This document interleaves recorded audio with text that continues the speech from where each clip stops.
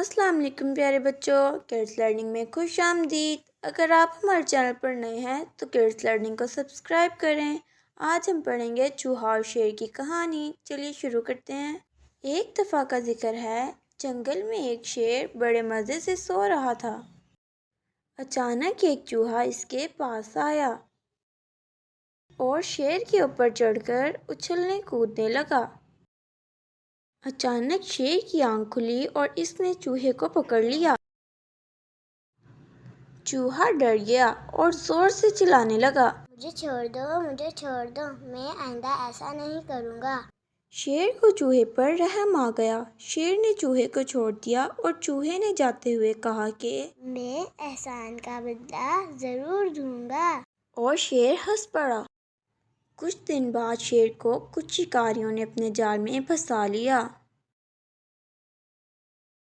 شیر زور زور سے دھاڑنے لگا۔ چوہے نے اچانک اس کی آواز سنی اور اس کی مدد کے لیے آ گیا۔ چوہے نے اپنے تیز دانتوں کی مدد سے جال کو کاٹ دیا۔